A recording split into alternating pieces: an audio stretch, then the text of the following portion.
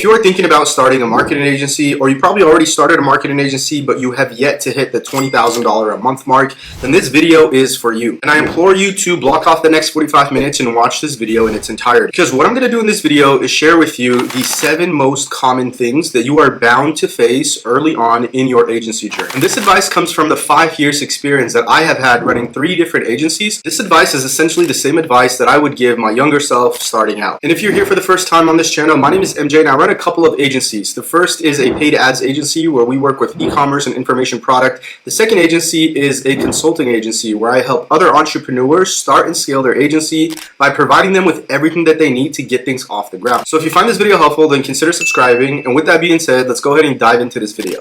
So let's go ahead first, before we dive into it, kind of give you an idea of the things that we're going to go over. Okay, what are these 7 points that we're going to go over in this video? So the first one is going to be the challenge of landing your first SMA client. Why is it challenging to land your first client? Why is your first client usually the hardest?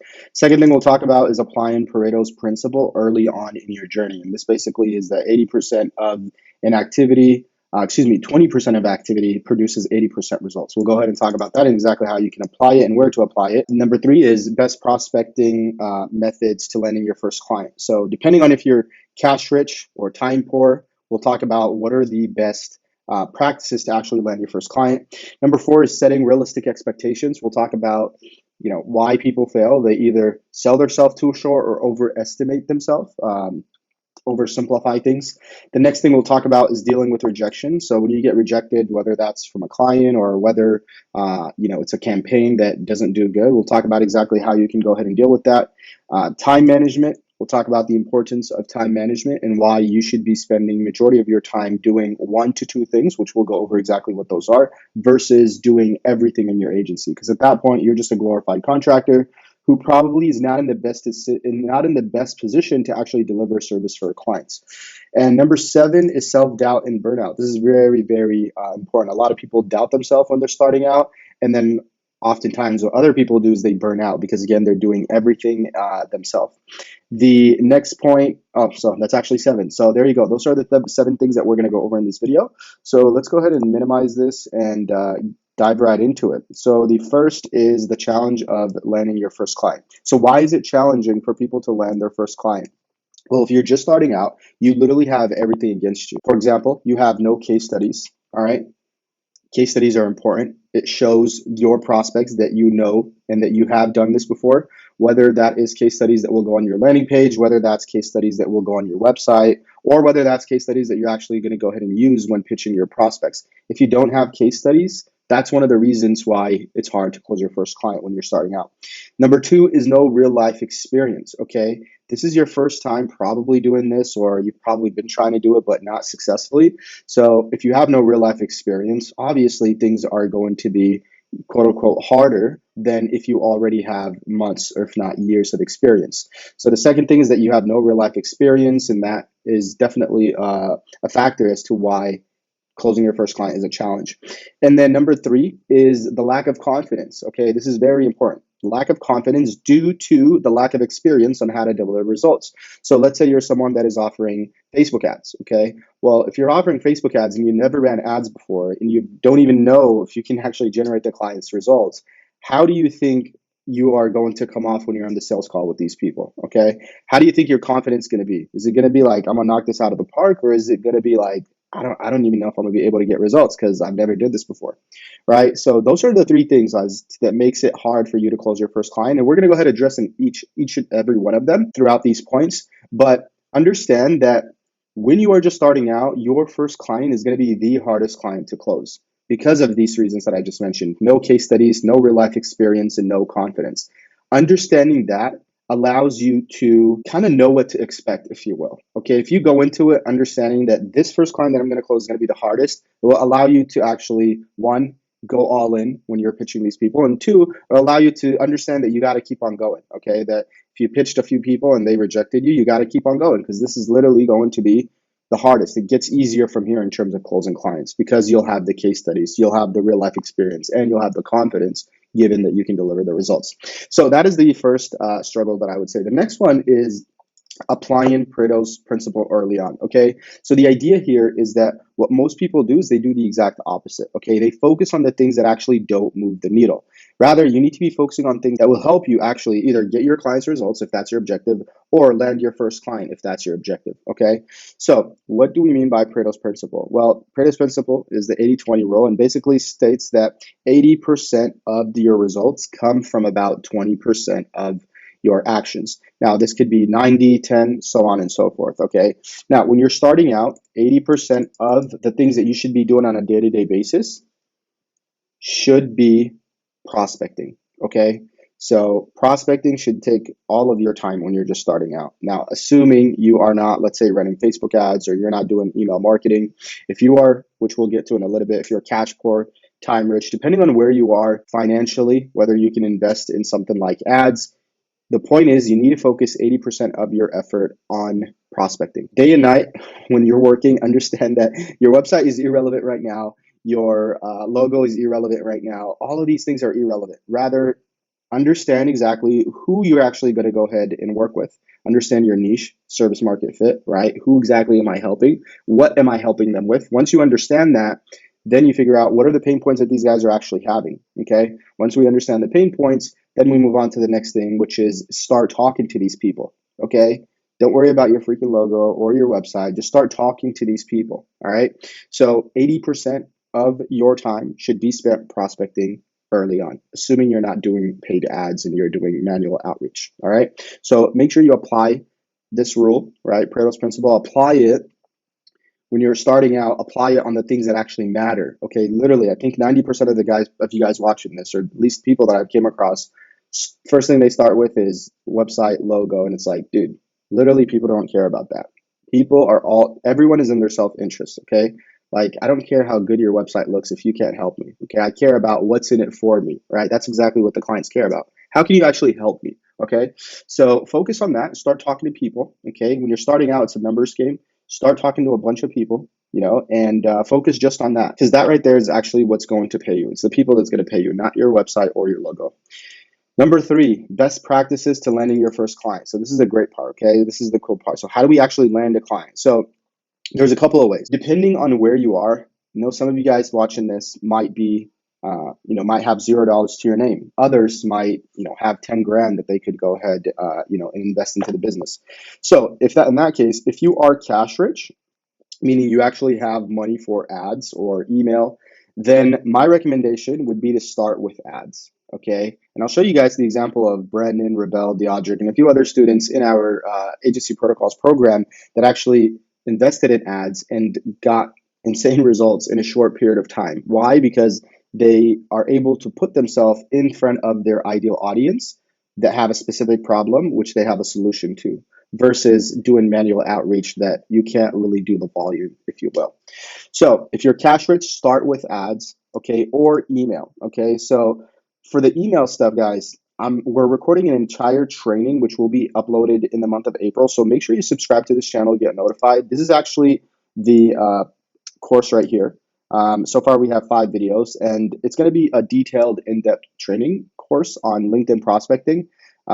Specifically, we have Deodric in our community who's doing LinkedIn prospecting, and he's getting great results on LinkedIn. So we're going to have an entire training, guys, on LinkedIn. So make sure you subscribe. Because you'll be able to get notified when that's uploaded. So again, if you're cash rich, start with ads and email. And just to kind of give you guys a couple examples of Brandon, Rebel, and Deodric, let me go ahead and pull up our Slack wins and show you. So at the moment, this is what we have. I'm also going to go ahead and pop up a few more on the screen right now. To go ahead and give you guys an idea, this is Rebel. Booked 10 appointments in less than a week of running ads. Again, cash rich, invest in ads. 10 appointments booked in less than 1 week. All right, let's have a look here. 4 meetings booked for myself via LinkedIn Outreach. This is Deodric, 4 meetings booked in 1 day. Just from LinkedIn Outreach. Again, make sure you're subscribed so that you get this entire training. It's going to be absolutely free for you guys here on YouTube. Here is Rebel, January 21st. Officially closed 3 clients, 2 clients at $1,500 and 1 at $2,000. Keep in mind, guys, this guy was like 3 weeks into his agency journey as a complete newbie, okay? Invested in ads, followed protocol, and exactly what we told him on how to apply these things, and landed 3 clients within the first 3 weeks. Here's Deodric again. 3 meetings booked last week, 4 meetings booked this week, and 3 more meetings. With a bit of luck, closed a new customer on a performance base, $500 per booked appointment. So again, insane results for Deodric, and I believe this is from both email along with LinkedIn. Deodric again signed my second customer, 500 euros per booked appointment. Deodric is a 42-year-old who's never been in the agency space and decided to start his own agency, and has been crushing it. I believe he landed his first client like a few days after joining us. 25 active leads in the pipeline at different stage. It's reasonable that I signed 2 customers by February. Here's again, got 10 meetings booked. I will be at 8K MRR with 2 customers around 15K MRR next month. So again, as you guys can see, people are crushing it with email and ads. 3rd customer signed for Deodric. 4th customer signed, started 20th of December, under 6 weeks.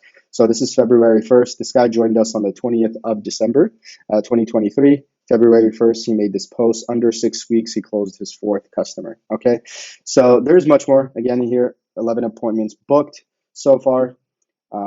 So yeah, as you guys can see here, ads work, email works. If you have the money to invest in these things, then do so, because what it does is it allow you to reach volume as opposed to doing, let's say, cold calling or Instagram DMs where you're limited to how much you can send. With ads, crank up your budget. With emails, we have a system in place at Agency Protocols where we build this exact system for you in your agency. You can send anywhere between 1,000 to 2,000 emails a day. So imagine 2,000 emails a day times 30 days, right? That's 60,000 emails. I believe that's correct. 60,000 emails a month. So at the beginning, it's a volume game, okay? And if you have the money, I would recommend you invest in ads.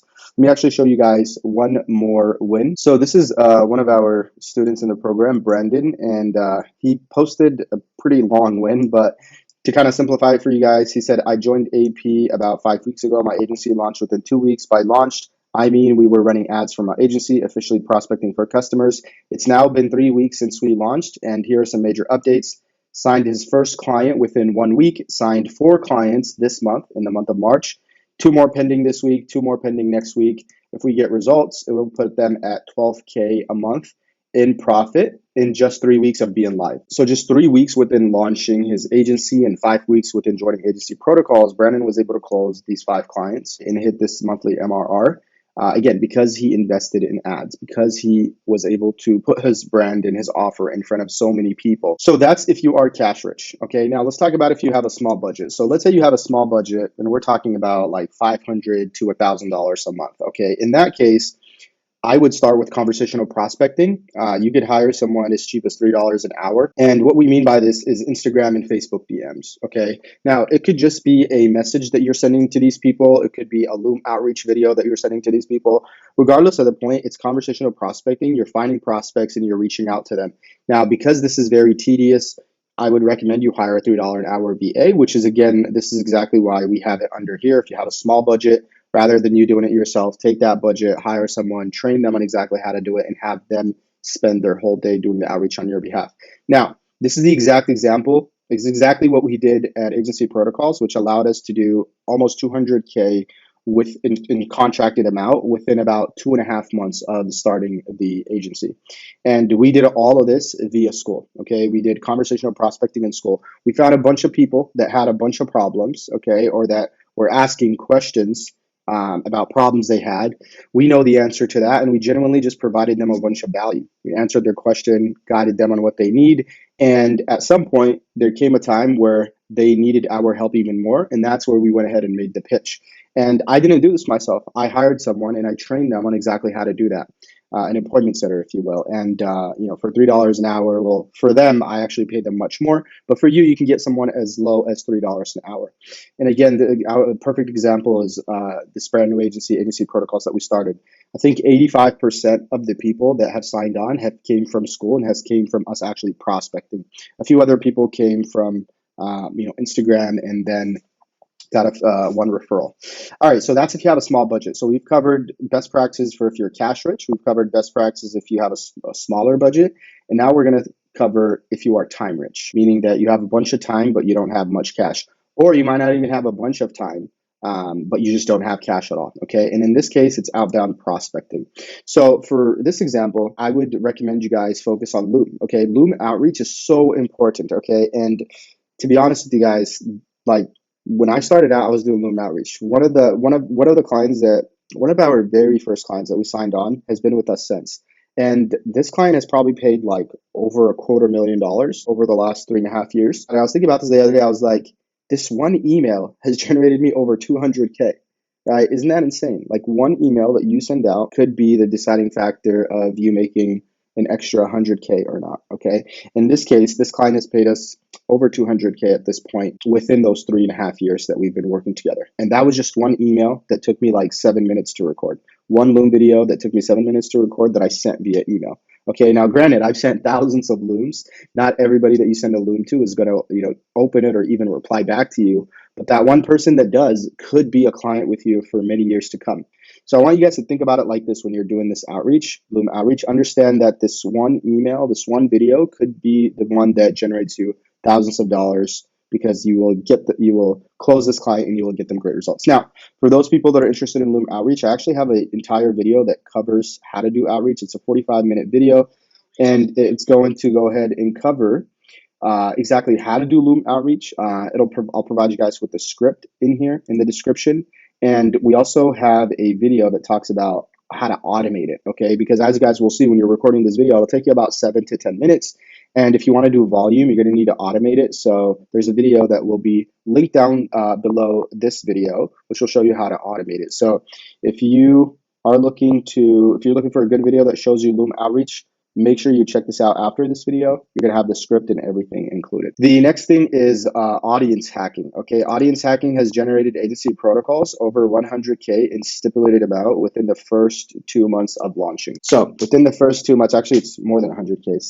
It's actually exactly this much, right? Now, this is stipulated amount. It's not cash collected, but nonetheless, in about 3 months, that's pretty impressive. Okay, and what do we mean by audience hacking? So what audience hacking means is essentially finding a community, whether it's free or paid. And what you do is you go in there and you pitch these people. Okay, now we don't do the average pitch that you see on Facebook groups, where literally right now you go into Facebook groups and it's just a bunch of people pitching. Like no one is even replying back. It's just all pitching. All the posts are pitches.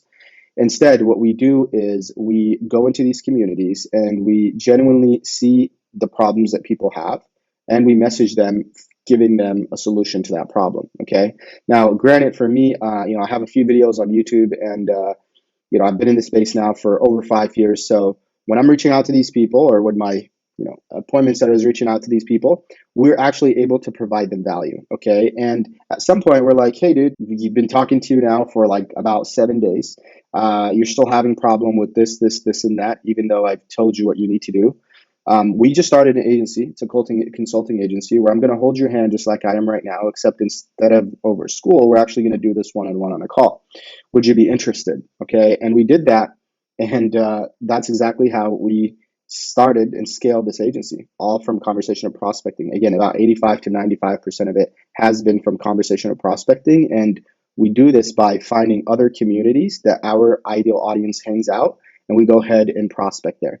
Now, granted, we got slapped in the face because Skool limited the number of outreach that you can do per day. Before, I think we were doing like 50 to 60 per day. Now they limited it to about 10 a week.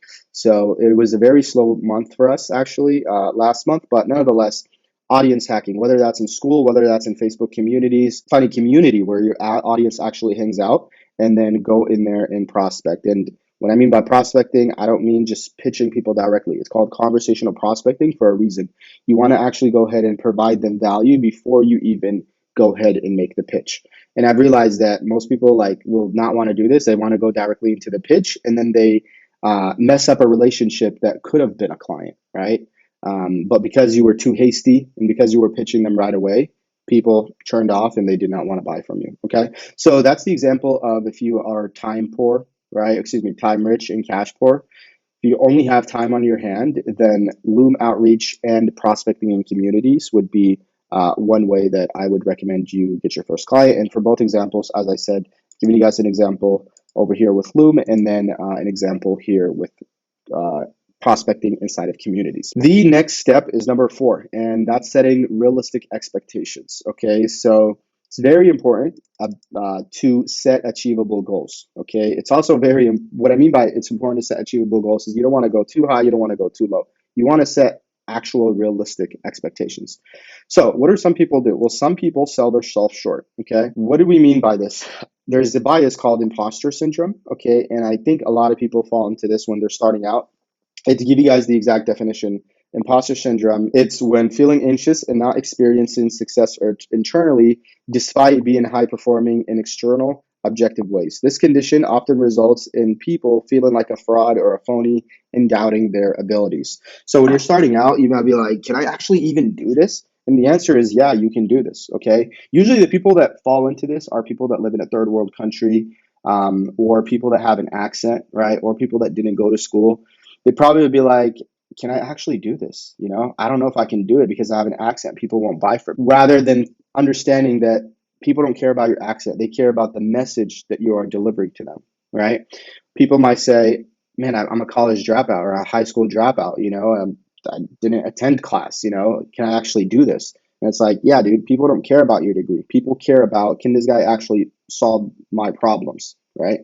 Some others might say, this guy went to college. He went to the best university. That's why he was successful. I can't do it because I didn't go to the best university. And it's like, no, dude, you don't need to go to the best university to succeed, right?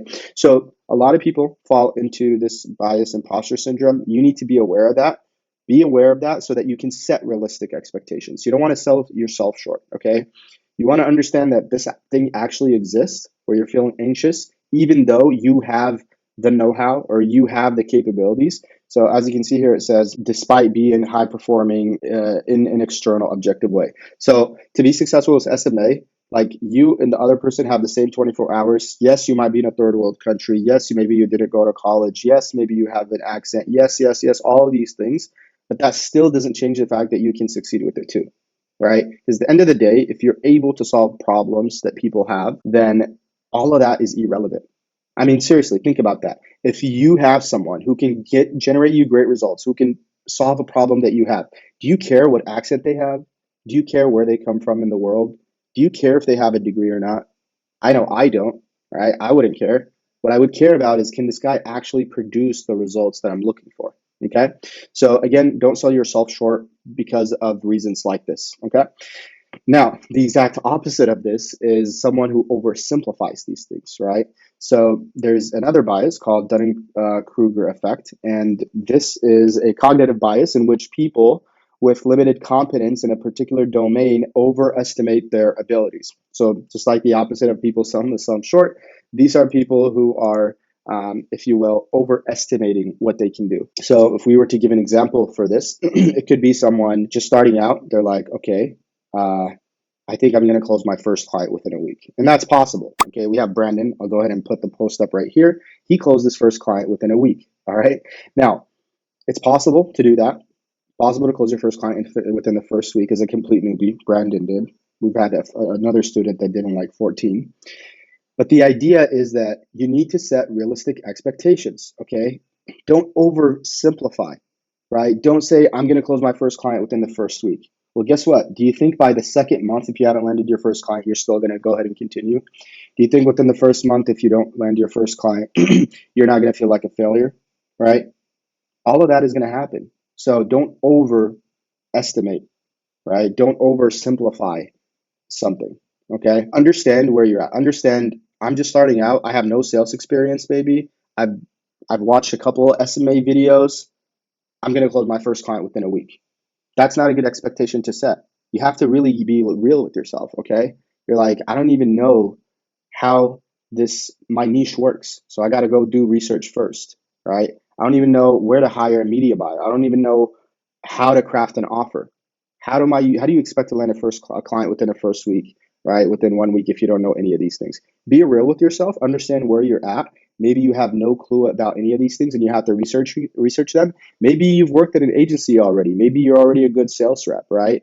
And now you know it's different, right? You can actually get great results. So just like we said, don't sell yourself short. You don't want to oversimplify yourself. And I think the best way to not fall into this Dunning-Kruger effect, is to really understand where you're at, understand what you know, right, about your niche, what you know about how you can deliver results. Do you have a team member? Are you doing it yourself? Once you understand all of this, then you're like, okay, based on my exact current situation, here's the expected time that I should close a client, or here's the expected outcome that I should receive. Okay. So just being aware and mindful of those two things and just understanding that these two biases exist already puts you far ahead of those people, because the first step into making a change with anything is understanding the actual problem, understanding that you actually have that problem.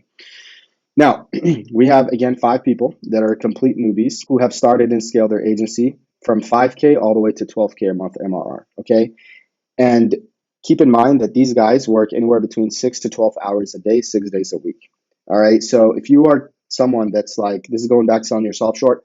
If you are someone that is like, okay, I am working all day, so I don't know if I can do this, you can do it. You got to just make time for it. You can do it. These guys, 6 to 12 hours working a day, and they were able to do it literally like within weeks. Okay. Now, what's the difference between these guys and most people? Well, the difference between these partners here at AP, the people that I just showed you right now, and unsuccessful agency owners really lies in their approach to learning. Instead of enrolling in a course, right, that leaves you with more questions than you had than you initially started with, they joined agency protocols and invested in a mentor who has navigated through these challenges and has reached the success that they aspire to achieve. Okay. So they invested in a mentor, in a program, again, whether it's agency protocols or elsewhere, but these people in particular, these 5 people I'm telling you about, they invested in a mentor, right? Who's like, all right, here's what we're going to do. 1, 2, 3, rather than saying, okay, great, you made a payment, go watch all of these videos. It's 20 hours, and then go and apply everything that I told you. Craft your offer, find your service delivery team, prospect.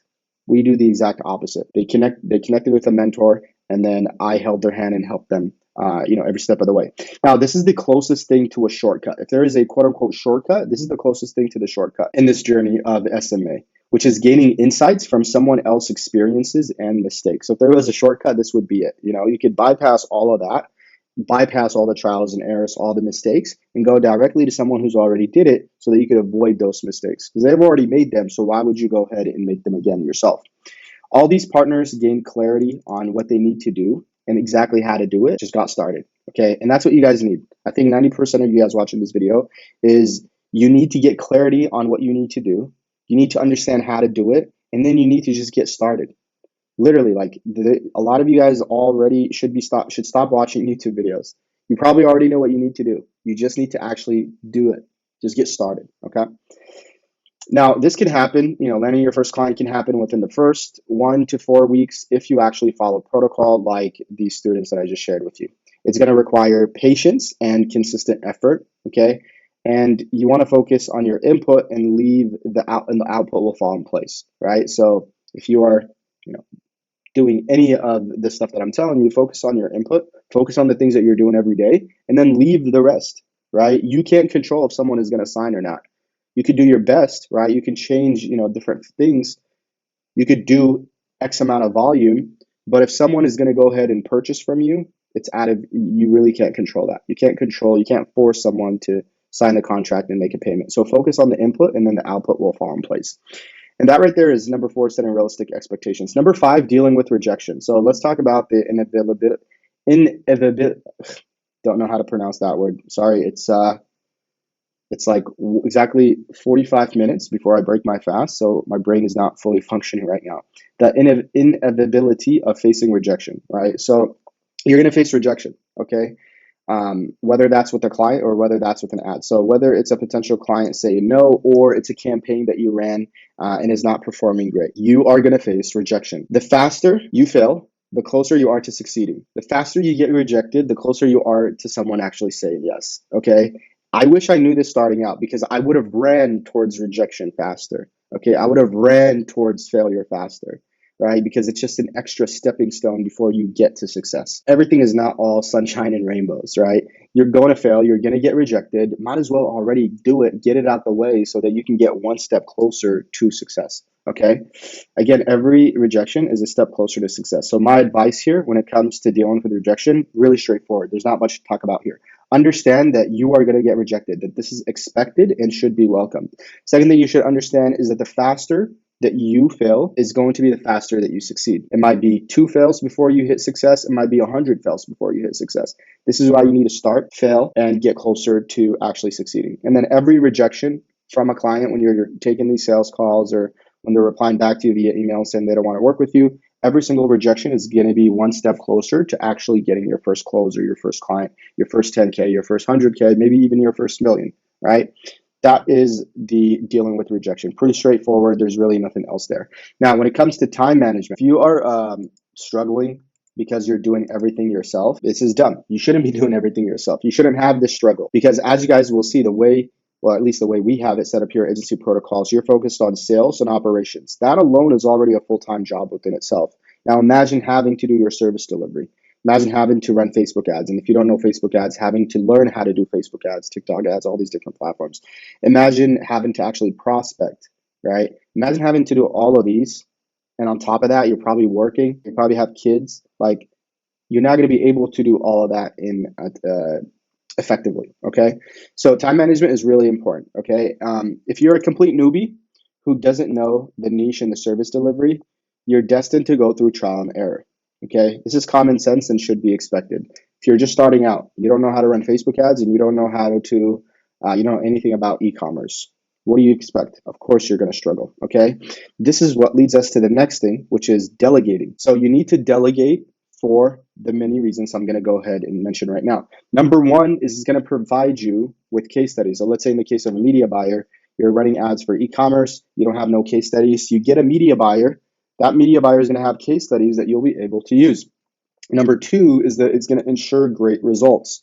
Okay, so just using the same example, if you don't know how to run ads for these clients, let's say in e-com, then you have to go learn how to run these ads, and then you might even run the ads and not get great results. So that alone is like already hours, maybe tens of hours on end of work. Rather, you delegate, get a media buyer, they're going to provide you with case studies, and then they're going to ensure great results. Now that's like, okay, thank God I don't have to worry about this no more. I have someone who's going to deliver great results, and I have case studies that can help me. Okay, so I highly, highly recommend that you delegate your services. In this case, I was using the example of the media buyer, but let's answer the question, who should be the first hire that should be made? Well, in my opinion, I think that the first hire should be the person who's going to deliver on your main services. So for example, if you're offering paid ads, then a media buyer should be your first hire because that is the core service that you're offering. If you are a short form content agency, then your first hire should be a video editor, which is the main service delivery. So who you should hire first, it should be the person who's going to deliver on the main service that you offer, okay? And your main focus, okay, as an agency owner should be two things, sales and operations. This is actually the essence of what makes you an agency owner. If you're doing the service delivery yourself, you're not an agency owner, you're considered a glorified contractor. And there's nothing wrong with that, but you just need to understand the dynamics, okay? And you need to understand that rather than you learning how to do this yourself and actually working with clients, you can get someone who's more experienced to do that. And if your goal is to learn how to actually do this, this is all more the reason why you should delegate. Let's use the example of a media buyer. If I am trying to learn Facebook ads, okay, so that I could succeed with my agency, it would be dumb if I don't hire someone who already has generated great results, hire them to run the ads, and then I can learn from them directly. If that's my objective, I can learn from them that way. That'll accelerate the learning process by magnitudes versus me running the ads on my own, not knowing what to do, getting bad results for the clients and learning through trial and error. Instead, I will have someone who will act as counsel to me, right, who's running ads for my clients, who I can go in there and see exactly what he's doing and ask him exactly why and how all of that works. So I can't emphasize this enough. How many people I've met and they're like, yeah, I don't want to hire someone because I want to learn how to do it myself. And I'm like, well, that's all the more reason why you should hire someone, right? That way they can do it and you can learn from them, okay? So that is the time management. Let's move on to the last one, which is self-doubt and burnout. Now, these are the mental challenges that come with starting an agency, including self-doubt and burnout. So self-doubt, you're going to be comparing yourself to other agency owners, okay? This is going to happen. Don't compare yourself to other agency owners, okay? Understand that everybody is unique in their own way. You might be in a third world country, someone might be in a first world country. You might be living with your parents, someone might be living on their own. You might be having to go to work to actually feed yourself and your family. Someone might be, being taken care of by his mom and dad. I'm gonna tell you guys right now, right? When I started this second agency, I joined Iman Gadji's program, and in there, there were people that, these are grown men and they're still living with their parents, and their parents are, paying their bills. Their parents probably even paid for the course. And dude, I'm not hating, all more to you, right? But then you have myself, for example, who has been living on my own, take care of my own family, have all these expenses, paying for all this, for the course myself. These are two different dynamics. It would be naive for me to compare myself to those guys, or to the guys that, live with their parents, and they're getting money from their parents and not having to go to work.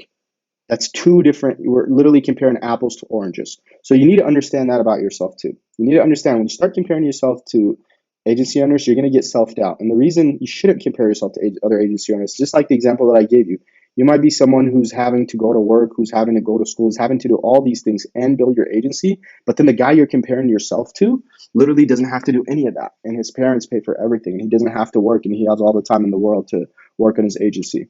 So rather than comparing yourself to agency owners, if you are going to compare yourself with one thing, compare yourself with what you're doing to actually succeed. Don't compare yourself to this success, right? Don't compare yourself to, oh man, this guy is already doing XYZ. Compare yourself to, what are the inputs that he's doing? Oh, this guy's working 5 hours a day on his agency. I'm only doing 30 minutes. Oh, this guy's consuming this content. I'm not consuming anything. Oh, this guy's invested in this. I haven't even invested in myself. So compare yourself on what you're doing to actually get to where you want to get, rather than comparing yourself on the outcome of where someone already is and where you are not. Okay, that's the first thing. Second thing is handling client criticism. Look, you're going to get criticized, from your clients, especially if you are doing the service delivery yourself, which you probably know at this point. I don't recommend you do yourself. That said, criticism that comes from clients, understand that is going to happen. Okay, it just will. We have clients that we generate them amazing results, and these guys will still find something negative to say about what we're doing, or about what could be done better. So criticism is going to happen. Some people are going to be respectful about it. Others are not. Those that are not, you don't have to work with them, and those that are, you want to thank them for that. And I'll tell you right now that you should accept criticism. Constructive criticism is important. This is why, if you look at, for example, Kim Jong-un, the president of North Korea, the information that this guy gets is literally like so biased. For example, right? You can't go to this guy and tell him, hey, sir, you're doing XYZ wrong. Like, the guy will literally probably kill you. Everything that you say has to be catered in favor to him. At least this is what I watched in a documentary. I'm not sure how true it is. So imagine a world where every advice that someone gave you was to make you feel good. You're not going to grow. You're not going to grow at all, because there's a lot of flaws that us human beings have. What you need is someone who, when you are doing something wrong, is going to come to you, tap you on the shoulder, and say, hey, man, this is wrong.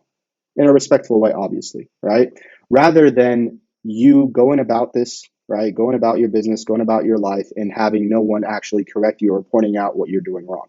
So that's how I've been able to deal with criticism, is understanding that if I don't take constructive criticism and actually understand what this person is trying to tell me, I'm not going to grow. One of the biggest things was losing weight. Sometimes you have to tell someone that, hey, dude, you're fat and you should need to lose weight. Sometimes people need to hear that to actually lose weight. But, everything going around about body positivity and all that, it's like, nah, dude, you're overweight, you're going to have diabetes, and you're going to have health problems, right? Let's put all the body positivity aside. You're overweight and you're obese. Okay, you got to hear that sometimes. So just like this example, you need to hear that in business, whether that's from other agency owners, whether that's from your clients. Understand that constructive criticism is actually in your favor, because that's what's going to help you actually grow. Because sometimes we're always looking inward and we're not able to see a different perspective of someone looking from the outside in.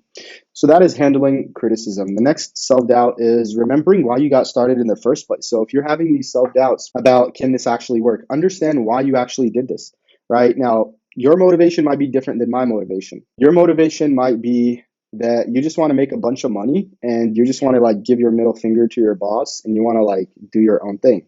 Great. Your motivation might be you want to have the ability to take care of your family, right? Without feeling guilty that you just spent, X amount of dollars on your family. My reason as to that keeps me going, understanding why I started in the first place is a couple of things. One, I want to be able to help my family and other Muslims around the world. Number two is I feel like I deserve it.